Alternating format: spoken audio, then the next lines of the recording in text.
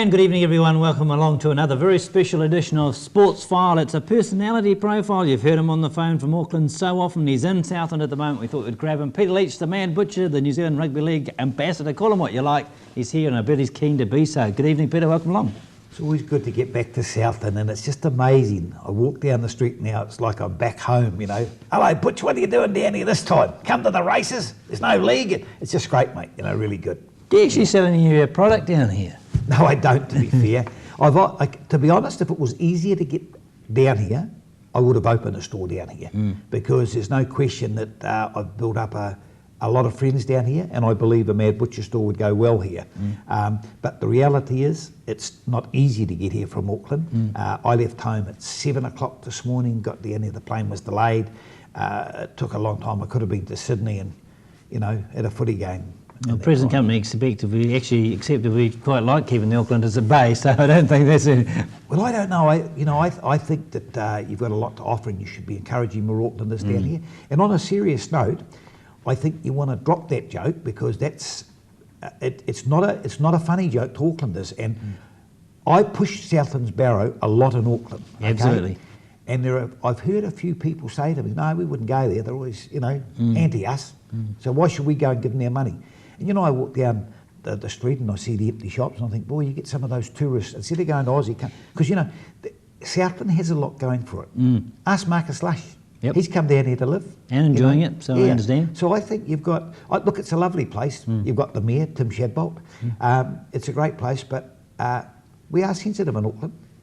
We'll bear that in mind next time I talk to you. Okay, let's. What we want to do is answer a few questions that people have asked me about you, because obviously we have that contact. First of all, how did the empire start? Oh, mate, it's a fairy tale. It started. I was working in a shop, and I had no ambitions to own a shop, but got very sick. Boss didn't pay me, and I was managing a one-man shop. Cut a long story short, got out of hospital, started to look at butcher shops. Then a guy had no money, looked at the shop one day, guy said, would you like it? I said, can't afford it. And he was struck with my honesty. And about a week later, he asked me to go and see him. He lent me the money, went in. And mate, it's just a fairy tale, to be honest. I never set out to go into business, never set out to start an empire. It rolled. You know, we've got 20 stores now. And by the end of this year, we'll have about 23. Yeah. What did you do that was different from the other butcher shops? I mean, if anything, butcher shops are disappearing in favour of supermarket cuts, etc. No question. But what is it you did different? To be honest, I never forget ringing my mother, and she was in Wellington, I was in Auckland, and I rang her, and I said to her, I'm going to go into business. And she said to me, don't tell bloody lies. He said, it's the toll. And I said, not lying, Mum, I'm going into business. And she said to me, I can't tell you anything, because I come from a working class family. She said, all I can say to you, treat people how you wanted to be treated. And that's what I've done. I've treated people how I want to be treated. I want to give them good service. When I go into a shop, I want to be smiled at. I want to get friendly service, you know. And that's what we've done. And I've been honest with people. And I've always tried to give people a bargain, because there's not a person in the world that doesn't like a bargain. I come through Regency duty free at the airport the other day, and they had some knapsacks, kids' knapsacks for $5 each. I bought 20. Now, I'll give them away, but they were a bargain, so I'll buy them and give them away, you know what I mean? And they had Jim Beam, 2 bottles for $50. Now, I've given up the grog, to be fair, but I've got plenty of people that work for me that like a drop of Jim Beam, so I brought it because it was a good buy. Now, I'll give it away, so I don't know if it is a good buy, but then that's why I'm mad, you see. Yeah, so, and that's basically it, to be fair. Well, you did take a punt, didn't you? Because you went into, as I said, the butchery trade, which is probably on the reverse. No, can I be honest? A nightmare. Mate, you got to understand, I suffer from dyslexia. I can't spell. I'm not good at arithmetic. These aren't the credentials normally associated with successful businessmen. Well, no. And so for all those young kids out there listening or looking, you don't have to be the brightest guy in the world to succeed in life. All you've got to have is good principles, good morals, and good work ethics, and you can succeed. Mate, it really, I mean, I keep repeating it's a fairy tale. It was a fairy tale. I just worked hard and succeeded, you know, and it's been wonderful. Is there a time when you thought it was all going to turn belly up and not be the complete fairy tale? See, I just forgot the question you asked me before. Now you've reminded me. When I started, it was a nightmare. I lost money. I wasn't making money. Had a young daughter, just born, just moved into a group home, and not making any money. So I had to go out and clean at night and bone in the morning. And one of the greatest regrets I have in my life is I can't cuddle my daughters because I was never home. And I came with my grandchildren, and so I just had to work to pay the bills. But I'm a determined bloke, and I stuck with it. And I went through what I call the pain barrier, and it was about 2 or 3 years.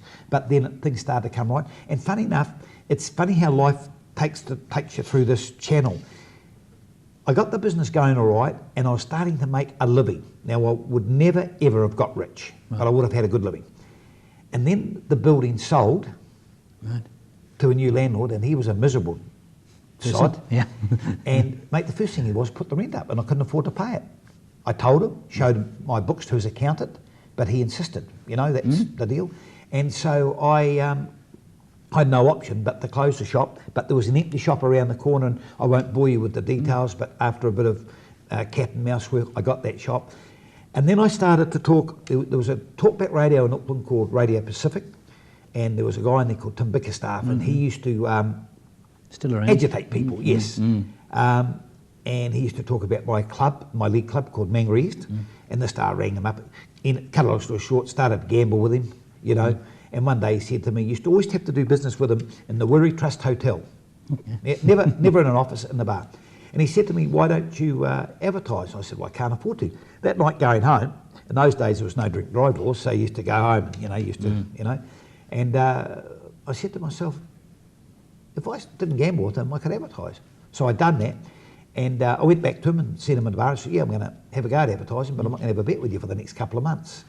And he said, we need a gimmick. And with that, a Maori guy walked in and said, there's that effing Mad Butcher, hence the name. And I used to call it Rosella Meets the Home of the Mad Butcher.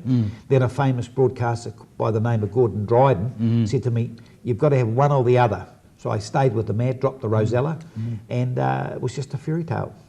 So a lot of it, did you establish the persona straight away? Look, can I, well, I do a little bit of public speaking, to raise money for charity. And I say to them, look, do you want the truth or do you want the bullshit version?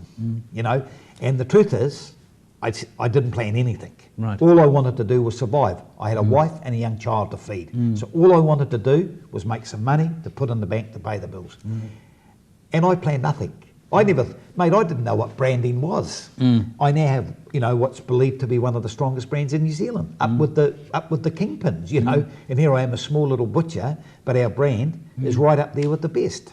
People, there was a bloke doing a lecture just recently, and he was a very respected bloke, and he aligned me with Coca-Cola and McDonald's, which is a great compliment, but no, look, it's all just been pig and a poke, and hope for the right decision, and it's been great because what it's enabled me to do is to travel, like I pay my own way with the Warriors, I'm the away manager, so I go to all their games, and it's just great. I've never played rugby league, and I wasn't game enough to be fair, but to be on the bus and tell the blokes what to do, like, as the away manager, you have responsibilities, and if I hadn't have had a bit of luck in the butcher shops, I'd never been able to do it. All right, we'll take a short break there. We'll come back to that very same subject in just a moment.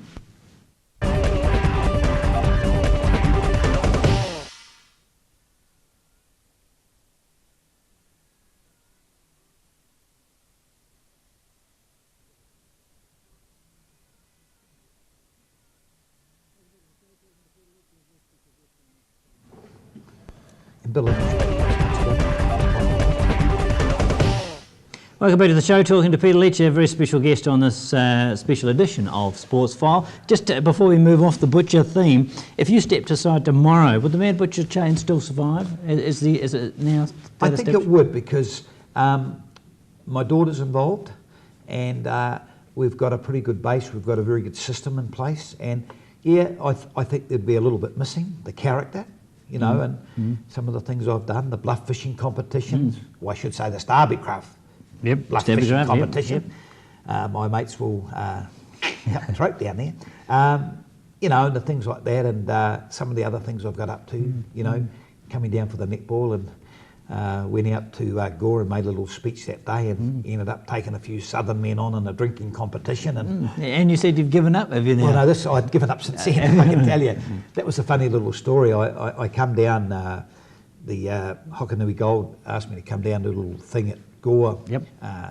And went off quite well. I think they were quite pleased with it. And we just sat around at the end of it talking, and a few of these boys, they got some ice beer in from me, because I used to like ice beer.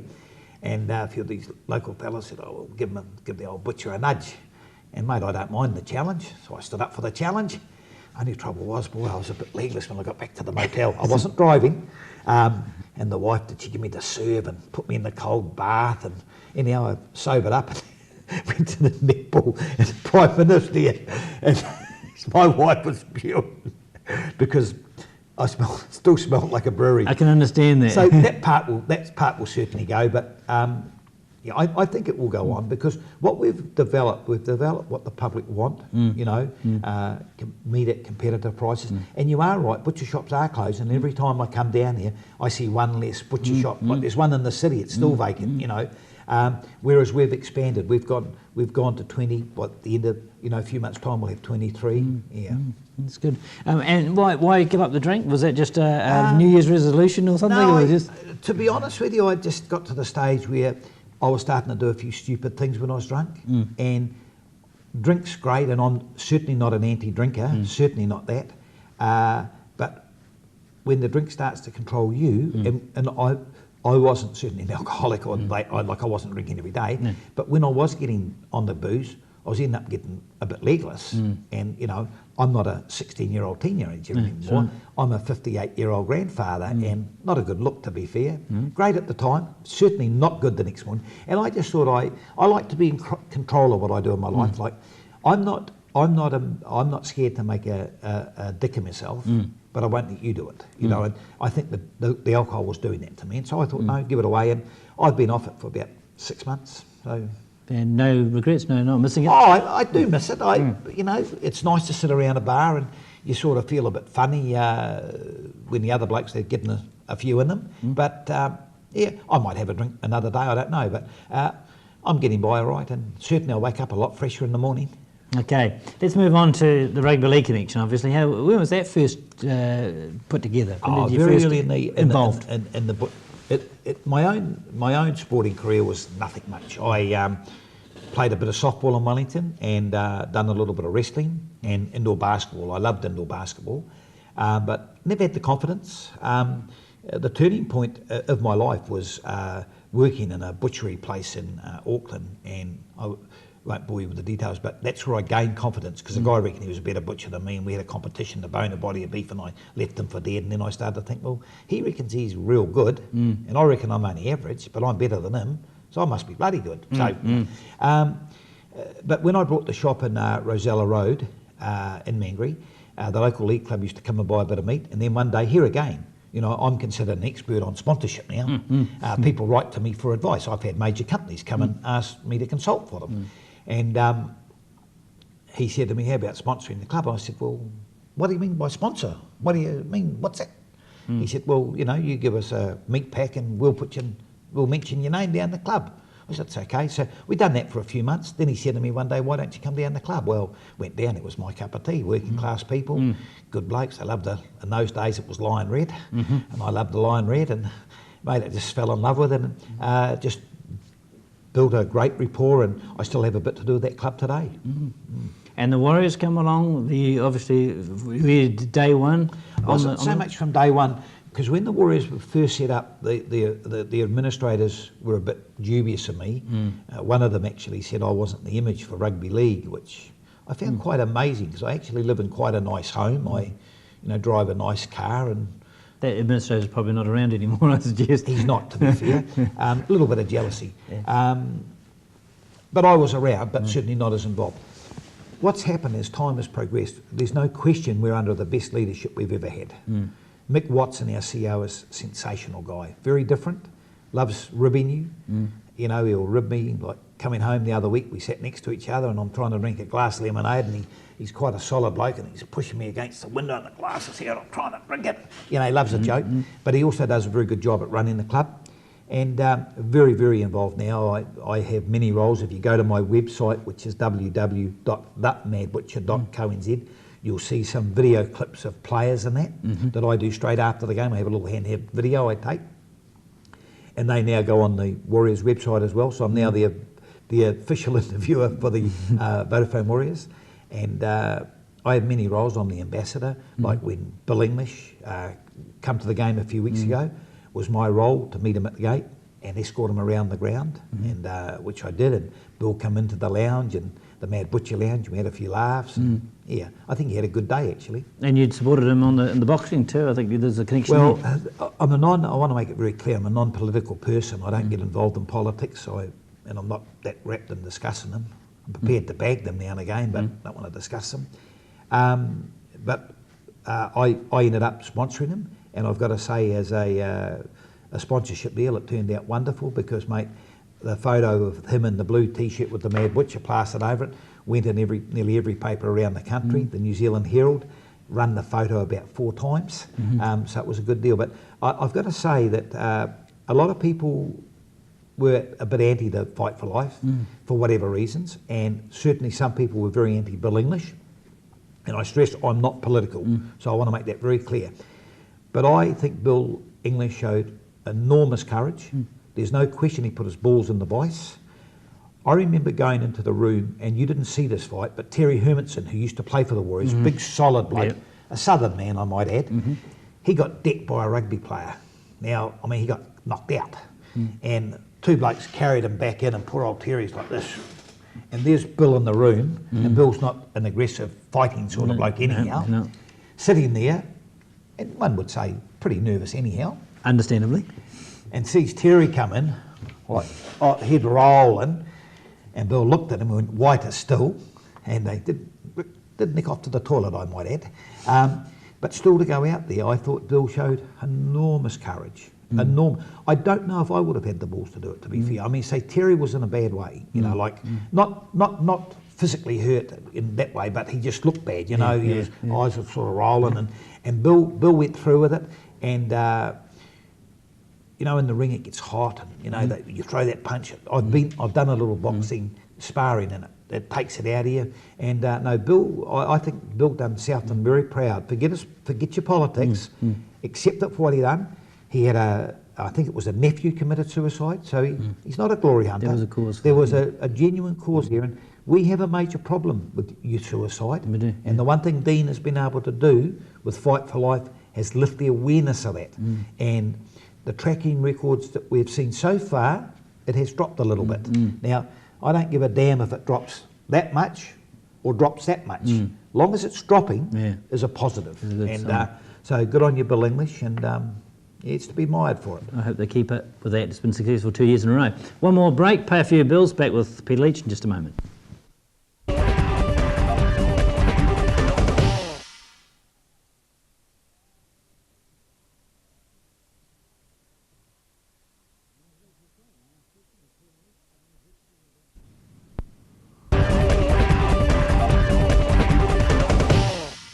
And welcome back to the show. Our last section with Peter Leach, the Mad Butcher, talking about things beyond butchery. We also took in rugby league, obviously, and politics even from time to time. Peter, just talk about the New Zealand Rugby League scene at the moment. We're New Zealand national team. How do you think there's a World Cup coming up for them, surely?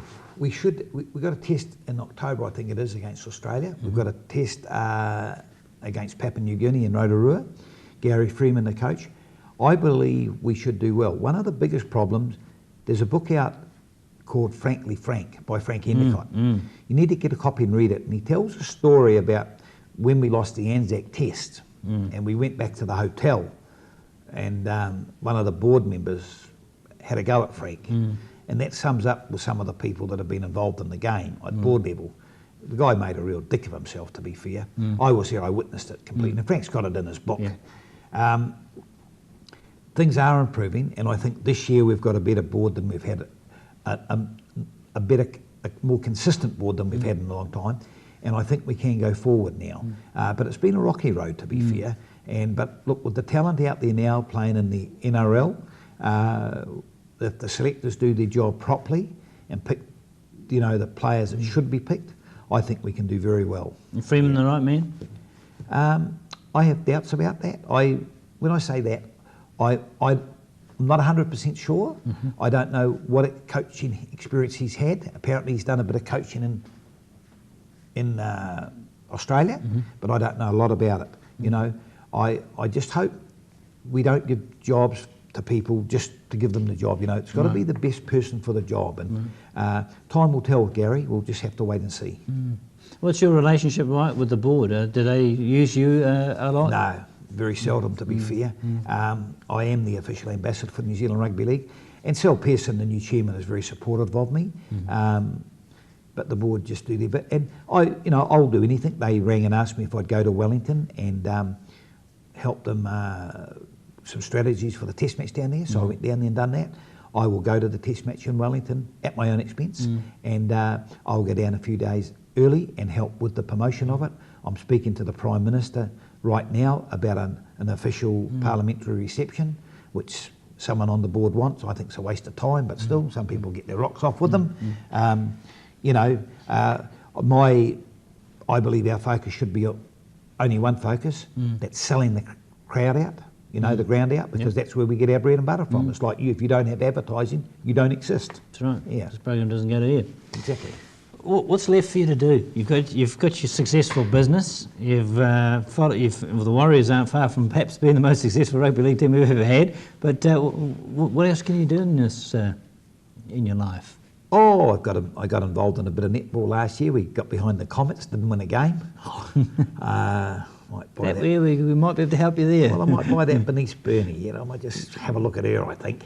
Are you going to retire? I mean, are you going to say step down? What do you want to retire for? I enjoy life, and I'm very lucky. I'm able to do some nice things. I'm able to help some people out, particularly in Auckland. That's where our core business is.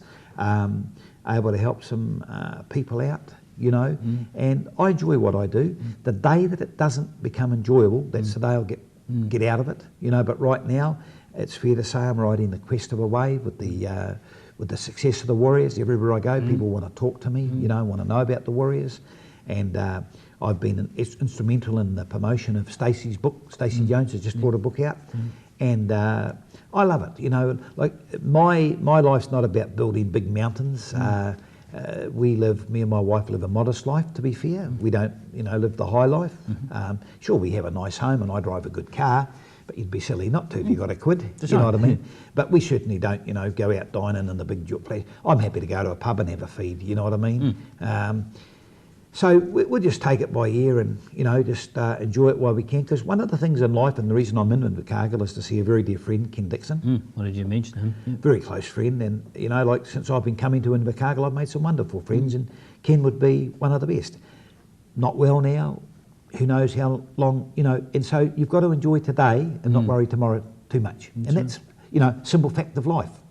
Just wanted to ask one thing on the Warriors, the announcement recently that they didn't get their extension of their licence. Not a major problem. Did that worry you? Not a major problem. I think it was like playing a game of chess. We had to say that to, and I'm talking unofficially now because I'm not, as far as the club goes, I'm not qualified to speak. But as I see it, would have been great for us to get the 10-year lease. All right, that would have given the ARC more confidence to do the alteration to the stadium. But mate, the reality is they got a white elephant. Without the Warriors, they got nothing. So they'll go ahead and do it. Warriors will stay there because there's no other venue in Auckland. We've got North Harbour Stadium, but punters don't like that. Eden Park, well, the rugby aren't going to let us go there. And mate, there's no parking. It's in amongst all the houses. Ericsson Stadium is a good stadium, and once we do the new stand, it'll be great.